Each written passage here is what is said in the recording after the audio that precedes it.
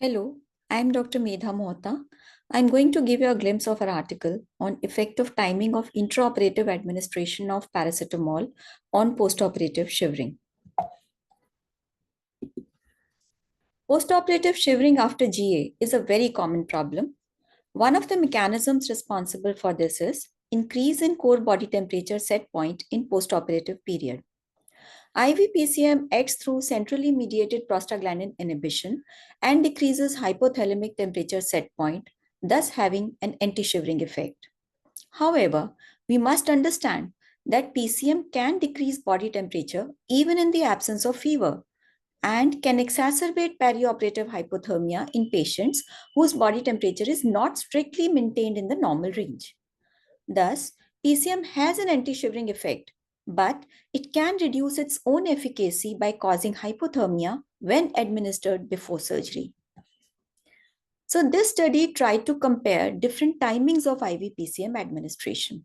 The primary objective was to compare the incidence of postoperative shivering, whereas secondary objectives included comparison of incidence of perioperative hypothermia defined as the core body temperature less than 36 degrees centigrade, time to analgesic requirement, and any postoperative complications. This was a randomized double-blind controlled trial in which 225 ASA 1 and 2 adult patients of either sex undergoing elective surgical procedures performed under GA with expected duration of surgery between 1 and 4 hours were included.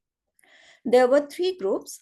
In early PCM group, PCM was administered in a dose of 15 mg per kg up to a maximum of 1 gram immediately after induction of anesthesia.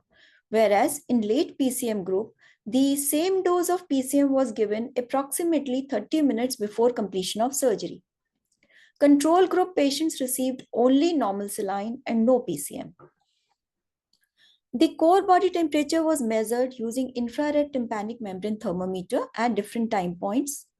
All the patients were covered with forced air warmer intraoperatively and a single blanket postoperatively. They were observed for shivering, pain, and other postoperative complications. Shivering was graded from 0 to 4, and grades 3 and 4 shivering episodes were treated with IV tramadol 1 milligram per kg.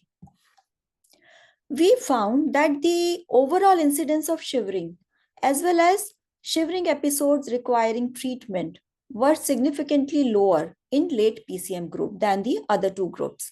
And the other groups, that is early PCM group and control group, did not differ from each other significantly. Also, the incidence of postoperative hypothermia was significantly lower in late PCM group, and the time to analgesic requirement was also longer in this group. So now, how do we explain our results? The onset of anti-shivering action of PCM is almost similar to that of its analgesic action. But the peak hypothermic action occurs at about 120 minutes. So when PCM was administered early, that is immediately after induction of anesthesia, then its anti-shivering effect must have been present, but its hypothermic action along with anesthesia-induced hypothermia and other factors like OT temperature and surgery-related factors, so all these would have combined and resulted in hypothermia, and therefore the incidence of shivering was much higher in this group. Now, when PCM was administered late, that is towards completion of surgery, its analgesic and anti-shivering actions, they came into effect without any significant hypothermic effect, thus resulting in a lower incidence of hypothermia and shivering. So to conclude, administration of IV PCM 30 minutes before completion of surgery resulted in a lower incidence of postoperative shivering and hypothermia and provided a better analgesic effect than administration of PCM after induction of anesthesia or no PCM.